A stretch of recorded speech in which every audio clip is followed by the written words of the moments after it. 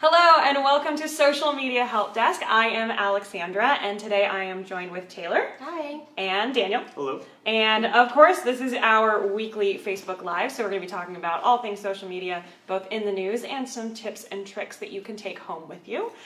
So just going to roll right into it this morning. I guess it's not morning anymore, it's still Afternoon. Afternoon. What time do I think it is? I have no idea. We're going to go ahead and start with talking about the best practices for calls to action. 5%. Oh my gosh. So it's very good to have a good call to action. I don't know where these numbers come from, but statistics somebody's running. There's a good, don't say that. We know where everything comes. So it's very important to have a really good call to action. So the first thing you want to do is evaluate your goals. Okay. So what is the customer's journey? When they see your call to action, what do you want the customer to do? Do you want them to click on it to go to a product? Do you want them to go to an event to sign up? You have to kind of get that in mind to get a good idea what the customer journey is going to be. I think that helps when you're writing any piece as well, is before you start writing, you want to think about your goals and what you're trying to convey. Yeah. Because it's trying to figure out like who your audience is, what the whole point is, where you want them to go, and then the question or the call to action that's going to drive them there. And if that's the first thing you come up with, everything else kind of flows out, it kind of comes. For sure. So the second tip is to use an action verb. By using an action verb, it tells the viewer what to do. Click here for more information. Contact us. Contact us. It kind of lets them know, what am I clicking on this call to action for? So that's really important to have a good one. This is something we implement a lot in the web department because we always have calls to action. We put them on every single page so people know, what their next step is depending on what page they're looking at. And giving them like an active thing to do tells them what their next step is. And we know that creates, more contact form leads or, calls, whatnot, or purchases even. So using action verbs are very key to making sure somebody knows where to go next. Yes. And, well, there's a lot of stuff out there, so it's a very competitive market. So what's a good way to get someone to click on it? Have an incentive. Okay. Free consultation, free ebook if you click this, So it gets them to go on there. There's a reason to click, an incentive to make them want to go on, So that's my third tip on how to have a really good call to action. Cool. Yeah, I think incentives, and that's all dependent on, again, who your audience is. Like that's going to, evaluating the goals and who your audience is going to tell you what kind of things they want. So we see this a lot where we have ebooks that someone has written or just information that they know they can give and having that call to action. And then a lot of times it's also an email capture, so you're going to get more information out of it too. Those are really good ways to get someone to do things, and a lot of times depending on the industry, of what you can offer. Yeah, I think another tip and trick is if you're writing a blog or doing something where it's not you don't really need a CTA. CTA is just called action.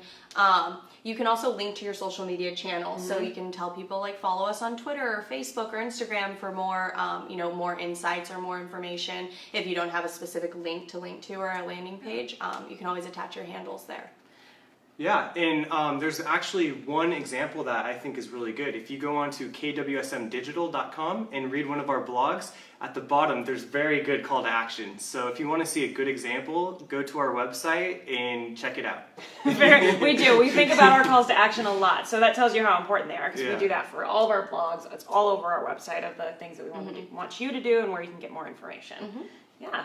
So cool, that one's an easy one, guys. So the takeaway there is pay attention to your calls to action, and if you need, start with figuring out who your audience is, tell them exactly what to do with an action, and incentivize them. So pretty cool. Thank you, Daniel. Watch your click through rate rise. Yeah, apparently by 289%. Let us know your stats. Yeah, exactly. So next up we're going to talk about, switching gears away from that, is going to be talking about Twitter.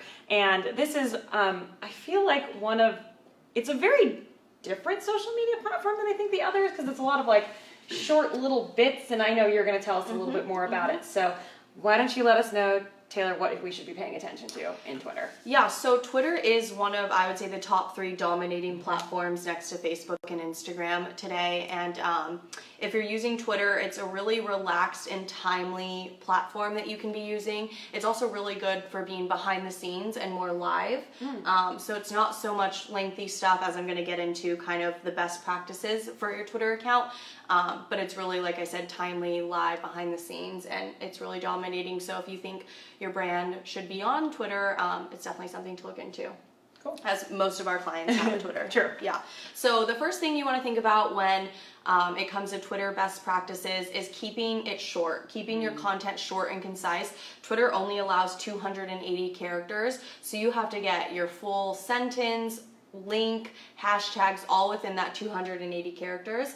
I really like this because, you know, as writers and storytellers, we are good at doing fluff, but then you're also taught that fluff, you know, just get to the point. And Twitter is really a place where you're just getting to the point, and it's also a really good channel to direct traffic to somewhere else. So you share it on Facebook with lots more text, and you just sum it up in the 280 and direct them there.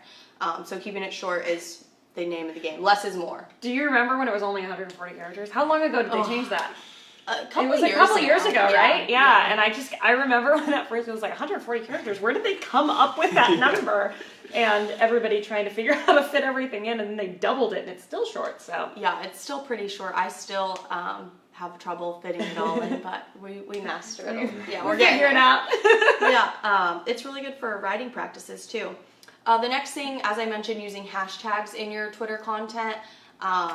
When you want to use hashtags, you want to use relevant hashtags. People can easily incorporate them throughout any sentence. You can turn any word into a hashtag, but the point of the hashtag is to gain more reach on your post. And if you're using broad ones, you're going to get it's going to get put into a really broad bucket where it's not going to get seen. So really using thoughtful hashtags to make your post reach more people is also name of the game. How do you find those ones? So you can look them up on every channel: Facebook, Twitter, LinkedIn, Instagram. You can search trending hashtags.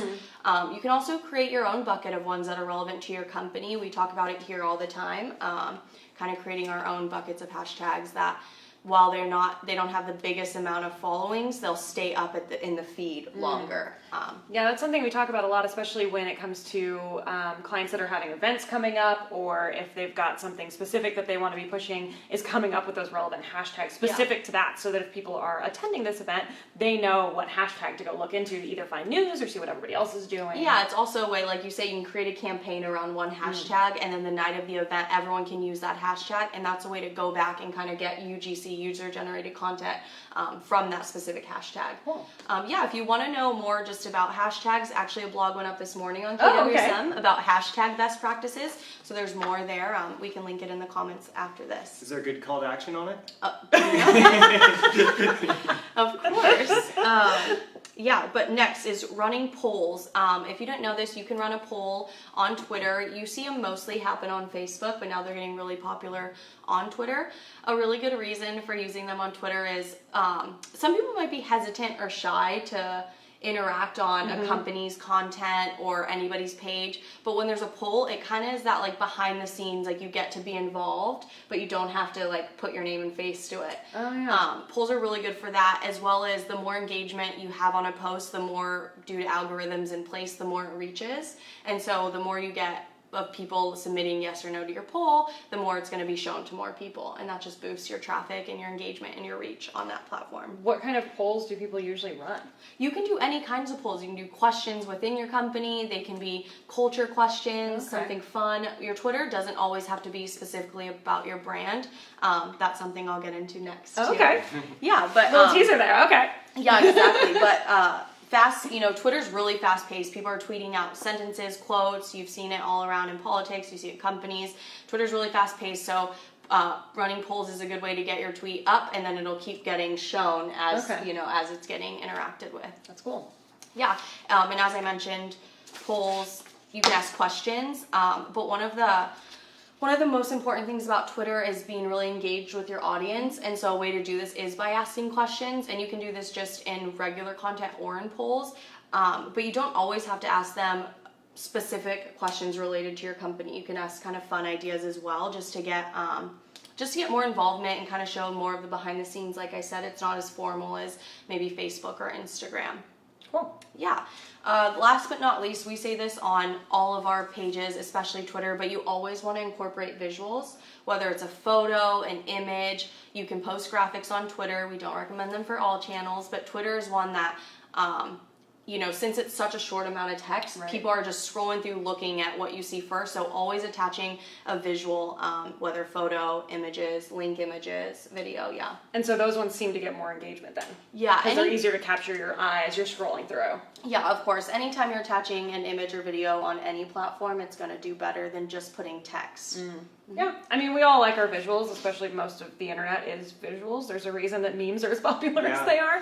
I think, I don't know, for you, do you stop for visuals more often, especially? I stop for visuals more often, but if there's visuals, there's text on a visual, I think I kind of stop more to read it. What it says. So I think the not mix just of the putting two. Yeah, not just the picture. Because I can scan that pretty fast, a lot faster than what I could probably read. But I think I slow down if there is text over a visual. I think that's pretty consistent with most people. I think a lot of us are like, oh, what's this? I'll read it. And it takes you half a second to get the gist. And you're like, okay, cool. Yeah, and Twitter's all about making it fast. So yeah, it's fast, and Twitter can be for a small business or a big business, and it's just a really good platform for people to get a better sense of understanding. And since it is fast, that's where you kind of had the opportunity to try new things and different types of content. So whether it's not about your brand, but Super Bowl's happening, talking about Super Bowl using relative hashtags, just saying hey, who's your team rooting for? Our company's going for this side, or something like that. Twitter's a good platform to kind of diversify your page and company culture. Very cool. You mentioned a little bit that branding, some things may not be good for some brands. Can you expand on that? I know I'm putting you on the spot. So what I was referring to there, it was with the graphics. Graphics don't perform well on a page such as Instagram, because it's all about aesthetically pleasing photos, and Instagram's algorithm does not like that. But somewhere on Twitter, you don't really have to worry about your branding as much. You still want to have concise writing styles, same voice, same personality, what we discuss in a branding and content. But you don't have to be as strict as where your page all looks the same or colors match up. It's kind of same with Facebook. Aesthetics aren't as important when it comes to branding on Facebook and Twitter. Twitter even less, because no one goes and searches for past tweets, because like we say, there's so many. Yeah. But where you see someone's Instagram feed, all of it really matters. Okay, cool. Yeah, I feel like Twitter has always been one of those flow of thought things. So when it comes to branding, sometimes you are which can get you in trouble. It can get you in trouble. So this is again where we go back to, please plan your social media. We always talk about this, about planning it, and how you need to have a schedule. We set schedules for all of our clients and ourselves of how we're managing that, and that's one of the big takeaways is don't wing it. It will come back to bite you. Yeah, and even when we talk about live tweeting, we're still planning that out. So whether it's someone's speech and we're live tweeting, quotes from someone's speech, we have that speech ahead of time and have pulled out what we're going to tweet, so we can check grammar, so we can know it goes up on time. So you still want to kind of create the facade that it's live, but posting on the go can get you in trouble as far as edits and appropriateness. And that's specific to brands and companies and things like that. You're always going to see personal Twitter accounts where it's just flow of thought, whatever comes to you, which is kind of how it happened, why everybody initially started with here's what I'm eating today.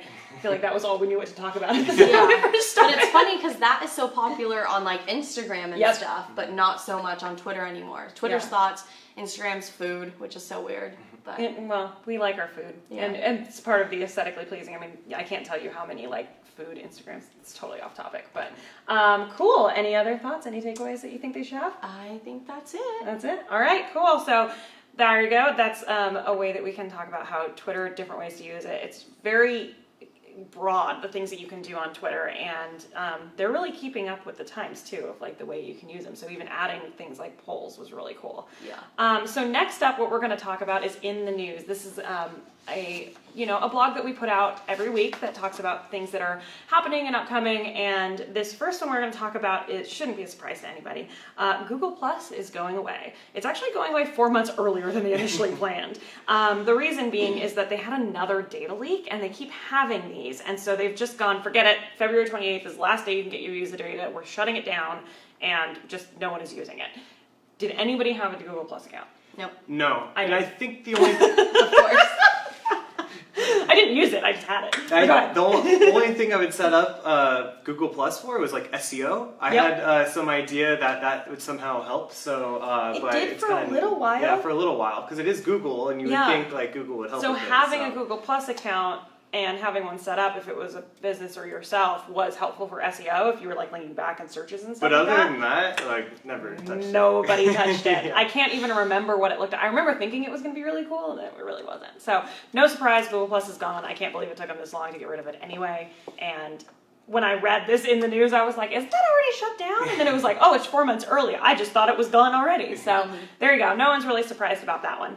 I think, but just to cut in there, Sure. I think the whole issue of kind of Google having this problem, so to speak, just shows to show you that there's no one company that knows everything they're doing right and is successful in everything they do. And I think to see a big brand like Google have this mishap or have this sort of fail, so to It's speak, kind of a failure. it's just kind of nice, and I think it reminds us that there is no perfect way of running an online platform or creating something. There's always trial and error, and so it kind of is a nice little reminder. But I also think that them publicly having to deal with it was really good too, just for that, to say like, oh, like it happens to literally the best of us, and there's no preventing errors happening because we're all humans. Yeah. For sure. And Google puts out so many different, platforms and programs, and it's no doubt that there's things either that I don't know about or things that just kind of get swept under the rug eventually. So Yeah. they've got their hands on a lot. So It was like that Alexa Super Bowl commercial. I didn't see that one. It was about all their fake Alexa inventions. Oh, Yeah. yes, It yes, was yes, really yes. good. I do know what you're talking about. Yeah. Yep, that sounds about. But a good Oh, play man. on that like, oh, we're not, we're humans too, type of thing. Yeah. We could rant about Alexa for a long time. Amazon and what they do with that thing. Next, I want to talk about another one that's kind of not a failure yet, but getting there, is IGTV. So IGTV is Instagram's attempt at being their own YouTube in a way, where they had like longer form creators within the Instagram app that you would swipe over and be able to watch them. But unfortunately, it just really didn't take off. And we've talked about this a few weeks ago, I think, where it was trying to fill a space that already existed, which is YouTube. But what they're doing now is they've decided to allow you to share your IGTV clips into your direct Instagram feed or your stories, which we know Instagram stories has taken off. My question is, do you think this is going to work? And two, why didn't they do this in the beginning? I do not think this is going to Okay. work. Like you said, it didn't work from the start. I think, longer form video should be shared on YouTube. I think people like Instagram because, it's quick, it's easy. People like stories because they don't last forever. Obviously, big bloggers and influencers really like the IGTV because they can do more behind the scenes and walkthroughs of their closets and stuff like that. But I don't think people are interested in it, and I don't think it's going to stick, no. Yeah, I always thought that Instagram, it really was like I can mindlessly scroll through this and look at images and whatnot, and then the stories are like I can click through them. I don't have to sit there and watch the whole thing if I don't want to. It's about the speed of it. What about you? What do you think? Yeah, about I IGTV? use Instagram for my short-term memory. Not my short-term memory, my short-term focus. When I'm, have a little bit of time to spend, I'll go on my phone. So long-term format on Instagram isn't really what I'm on there for. Yeah. So I don't think it's going to do that well, but I do follow a lot of like celebrities or like athletes, and so I haven't really ran into them making a video, and maybe if I had a little extra time I'd watch it, but for the most part I would just go on YouTube or something else if I was looking for a longer format. Yeah. So I don't know necessarily, because of the nature of Instagram, I don't know if allowing you to, push clips or previews of, your IGTV thing directly to your stories or your feed is actually going to draw anybody in. Like if they're already not interested in, is that going to do? Maybe, I don't know. I guess we'll find out. This is new. So I think we'll it will draw people in. I may be more inclined to finish the video, but I don't know if that'll save that area of the platform as a whole. And how long are those videos? Isn't it like up to an hour or something like that? I can't I'm even remember. See, that's how little I know about it or pay attention, because it's not something anybody's really doing. Yeah. But I know that there are a lot of people who are invested in getting IGTV to work. I know some influencers are really using it, and so this might be good for them. Maybe something that I had said previously was that I think IGTV has its niche that it needs to figure out who belongs in it and who it's going to be speaking to if it's going to succeed. Like they need to find who those people are, and we'll see if that sticks. because doing that long format has to maintain being interesting. So you're going to have people knowing what they're doing in order for it to stick. Because if you get people who are not familiar with long format videos, then people are not going to be paying attention to it. They're going to lose focus. But if they can get really good quality long format, maybe it will stick, like you were saying. But we'll see. We'll find out. We'll find out. So now what's LinkedIn doing? No, LinkedIn is always just a little behind everybody else. They're always just a little behind everybody else, but they finally added live video. So you can go live on LinkedIn. This is something that we obviously encourage on Facebook. We do it right now anyway. We think it's a great way to engage your audience. You can have live, they do all kinds of cool things now on Facebook. And so LinkedIn has decided to jump in on that bandwagon where you can now do live video to your LinkedIn. And I think I'm going to ask you both this, do you think this has an audience too?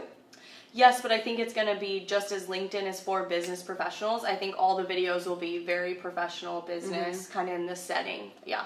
What do you think? No, I agree. As we were talking about with the Instagram TV, I feel like this is, since it's professional, they're going to be professional videos on LinkedIn.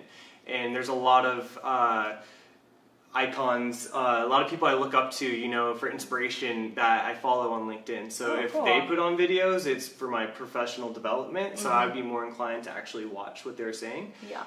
So it'd be very interesting to see that. And we work with a lot of clients, and we know that a lot of you out there watching have, certain, your format and your business is probably driven more towards LinkedIn. There's a lot of them where it's professional development, or whether it be something about insurance or healthcare, or whatever that may be, that they have a stronger pull in LinkedIn. And it might actually be really good for some of these people to actually have a live output where you can say, okay, we're going to answer some questions, like something like this, but it would be like, okay, someone tell me about how I write a good resume, or those kinds of things. Those would be really good. Yeah, I think the audience will be more engaged because on LinkedIn, you're connecting with people that are like-minded or in the same industry or business professionals that you're not just, you shouldn't be just adding random people on LinkedIn. No, don't you do may that. be, but you shouldn't just be building up your connections to build them up. They should be really thoughtful connections. So I think when you're making those thoughtful connections, those people have a reason to be watching what you're doing. And so I think it will bring good engagement to those pages that people participate in. Yeah, I think this is a great idea. Yeah. I'm glad they may be a little bit behind the curve, but I'm glad that they're catching up. And I think that a lot of the things that they've done recently have actually performed fairly well too. I think they're really, instead of, no offense to the other platforms, but I think that LinkedIn's one that's really thoughtful when they incorporate hashtags into the post or anything like that, when they do groups, anything new that LinkedIn does. I think they're aiming to be successful as far as when we see other pages and companies and platforms just kind of rush to do what's trending and what's working for someone else. It doesn't necessarily mean it's going to work for them. So, LinkedIn's not going to do stories because it's probably not beneficial to be on LinkedIn. So I think, kudos to LinkedIn because I think they're doing all the things right. They do seem to be super thoughtful. They never just release something for the sake of it. It's always okay, we've added, things like locations, that there's different locator things that they've added, like maps and things. And it's okay, they took their time to get there, but hey, cool, maybe this is something that'll help people know how far away if they're, applying to get something. So I think that there's a lot.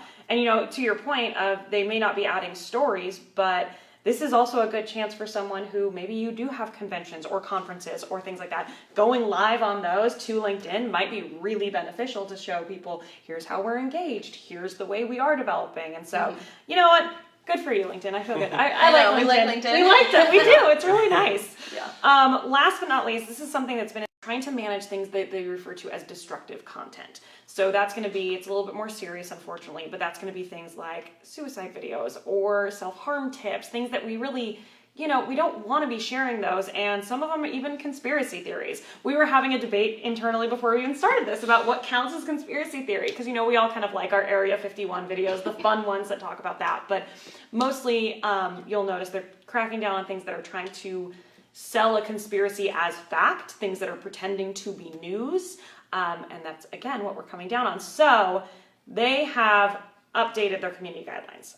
What it is, they have 3 strikes, you're out. The first time something goes up, they'll just take the video down and tell you, hey, now you're on the 3 strikes, you're out moment.